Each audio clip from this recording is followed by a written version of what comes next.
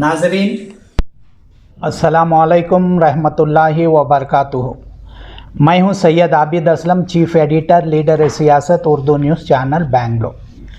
नाज़रीन, इस वक्त रियासत कर्नाटक के एक मशहूर मारूफ लीडर जो भारतीय जनता पार्टी के जो माइनॉरिटी मोर्चा के सदर हैं, मुज़म्मिल अहमद बाबू साहब, इनसे हम पूछना चाहते हैं कि आप भारतीय जनता पार्टी में कब से हैं? अस्सलाम वालेकुम रहमतुल्लाहि व बरकातुहू। नमस्कार, सत श्री अकाल। मैं मुज़म्मिल अहमद बाबू 1992 से भारतीय जनता पार्टी में हूँ और फ़ख्र के साथ कहता हूँ कि 1992 से राष्ट्रीय स्वयंसेवक में भी हूँ मैं। अच्छा, आरएसएस में भी हूँ मैं। कब से हैं आप? 1992 से हूँ मैं।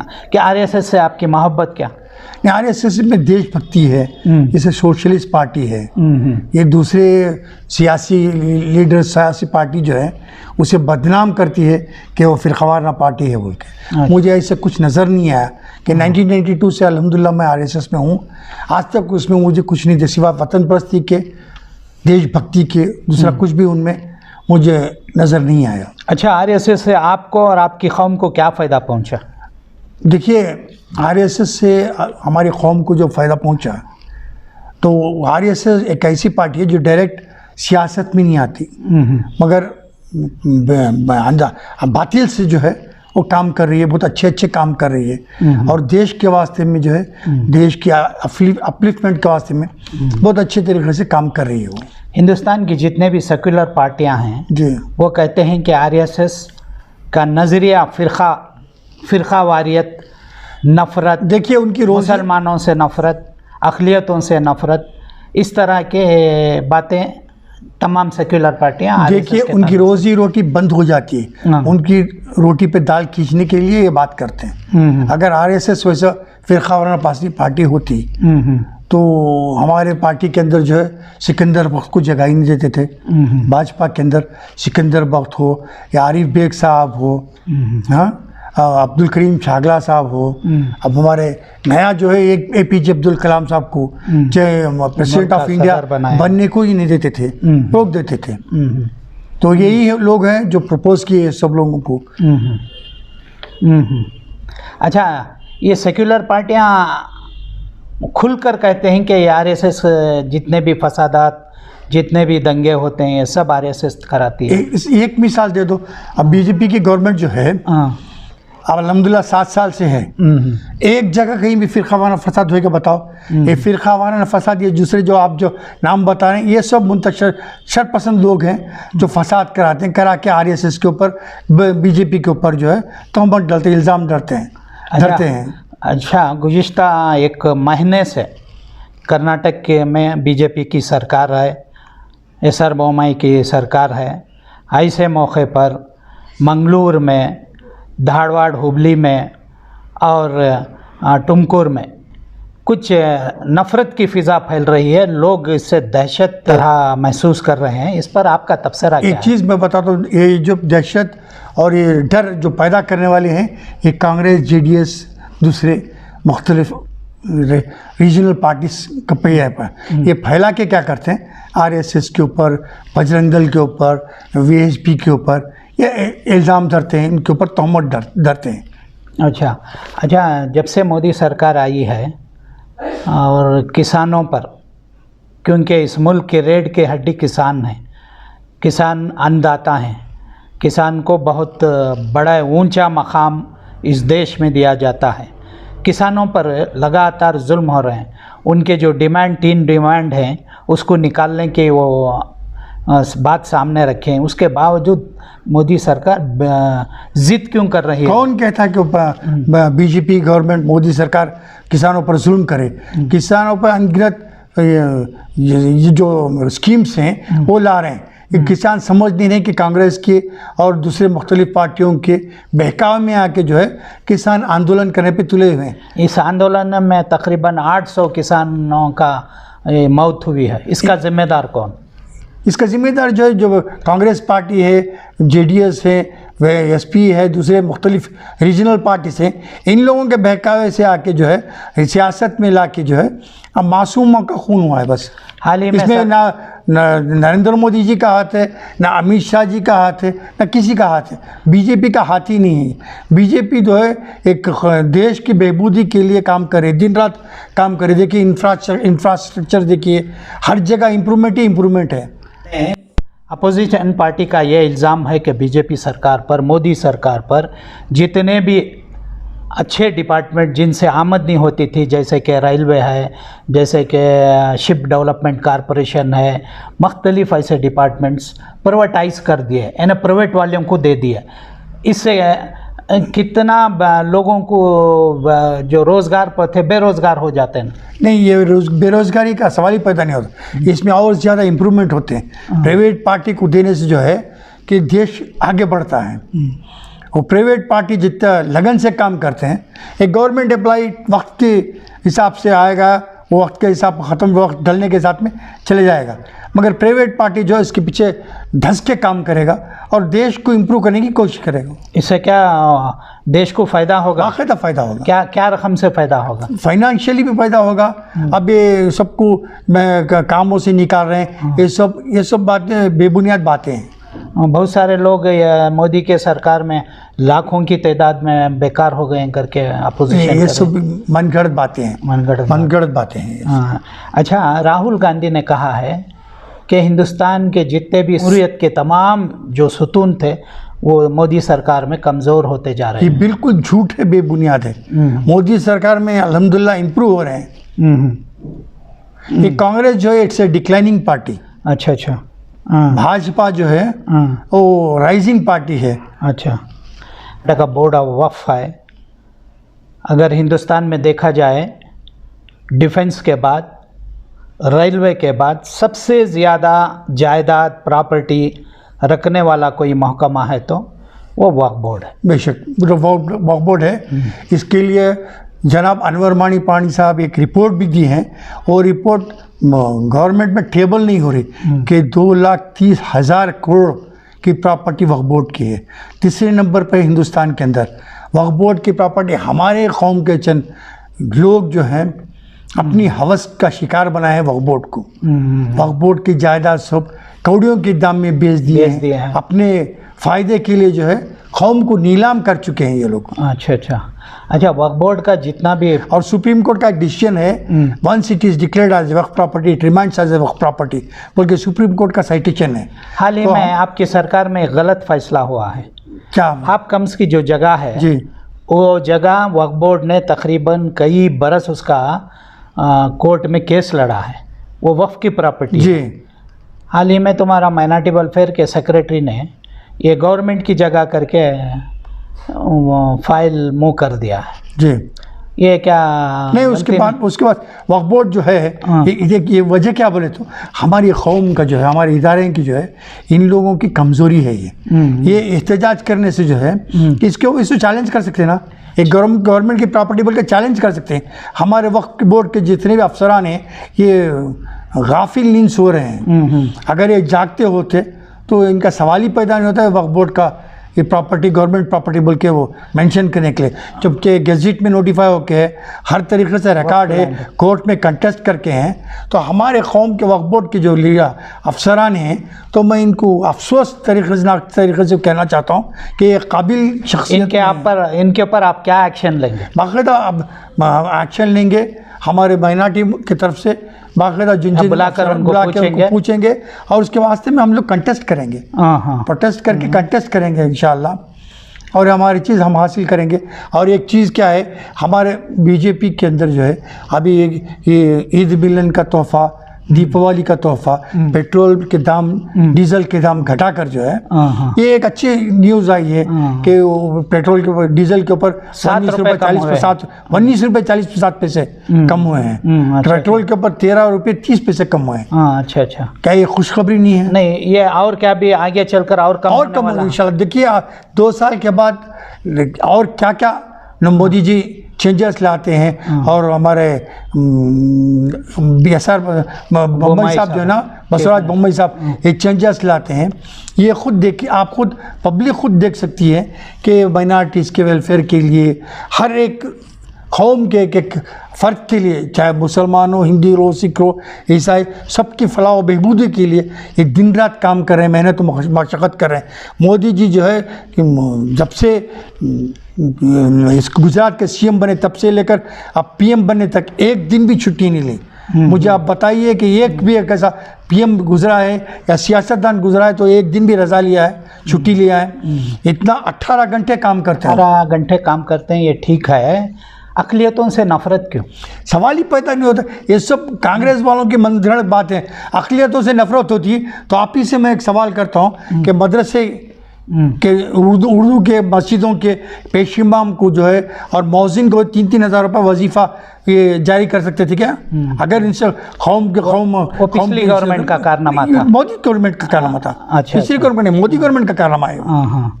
अच्छा, बजट, जहाँ तक बजट का सवाल है, मुल्क के मुसलमान कमज़ोर हैं माशी हालत से, इक़्तिसादी हालत से, समाजी हालत से।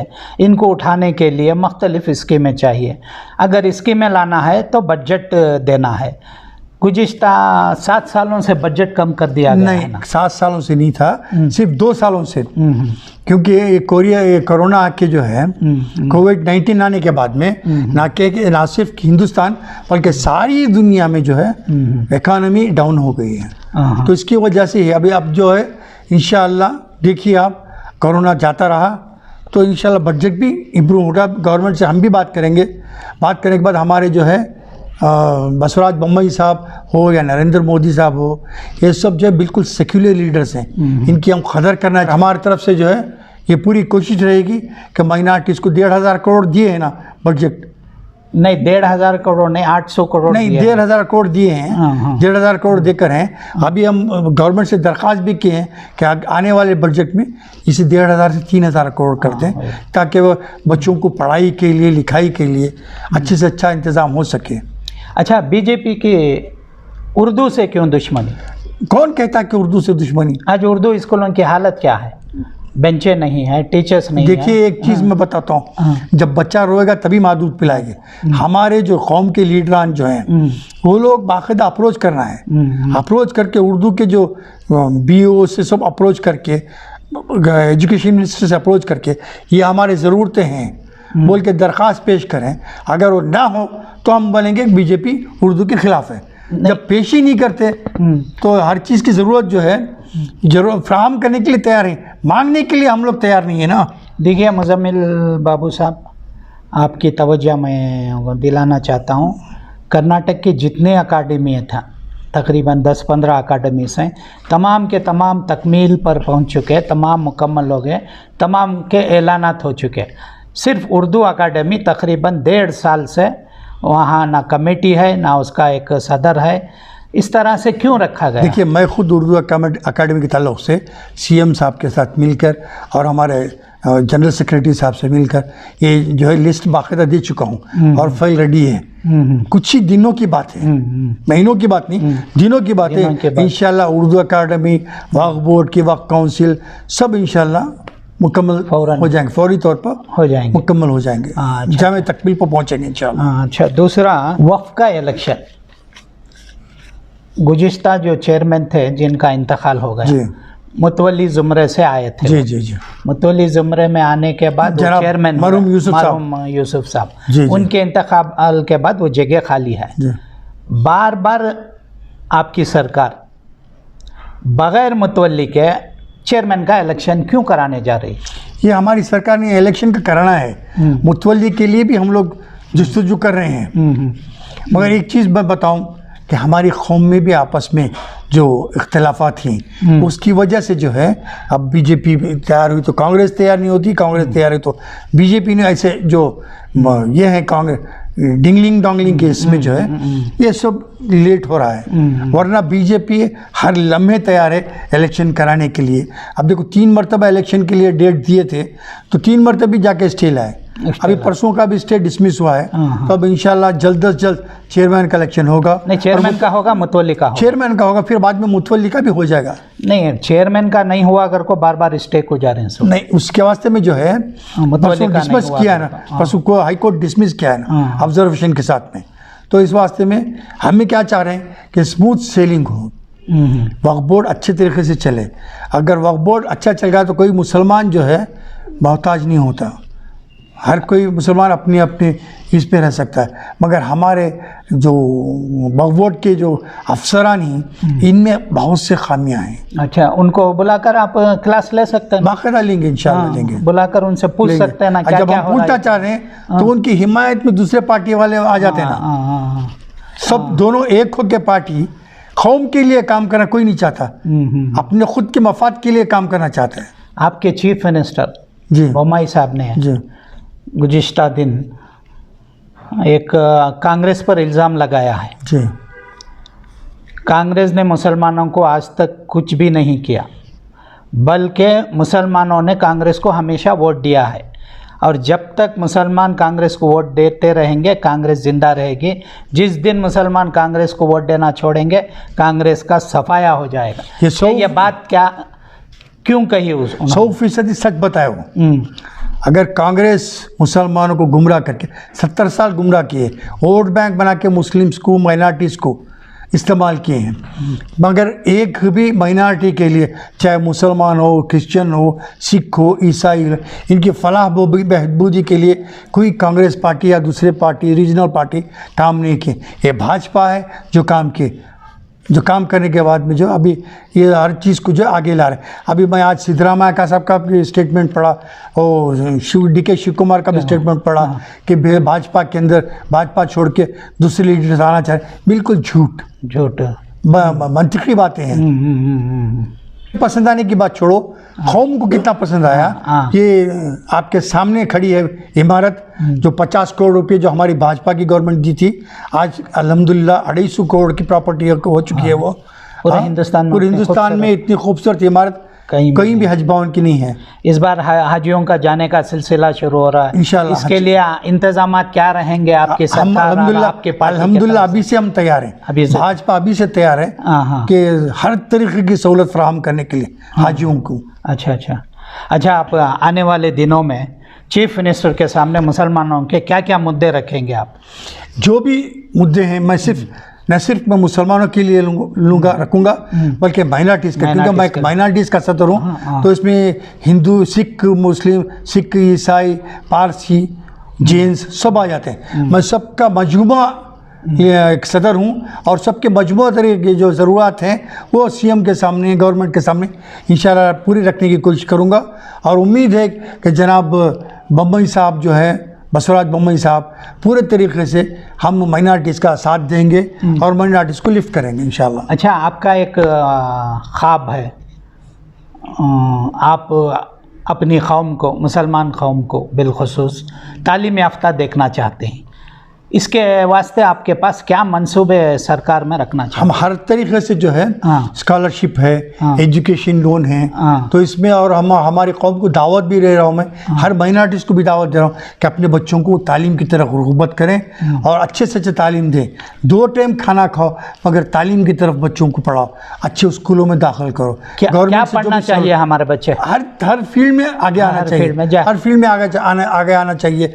कि मुसलमानों के ऊपर एक धब्बा है कि मैकेनिक है, पेंचर शॉप है, ये है, ये सब जो है मेरी हसरत है कि ये सब चीज़ों से मिटना चाहिए।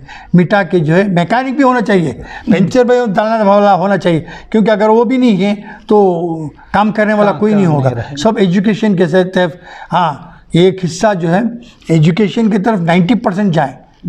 सरकारी नौकरियों में हमारी तादाद चावल में कंकर से भी कम हो गई है ना, इसका क्या कारण, इसकी वजह क्या? हम खुद इसकी वजह है। अब गवर्नमेंट में जब कॉन्फर होता है, हमारे कौम कहाँ जाके अप्रोच करती है बताओ?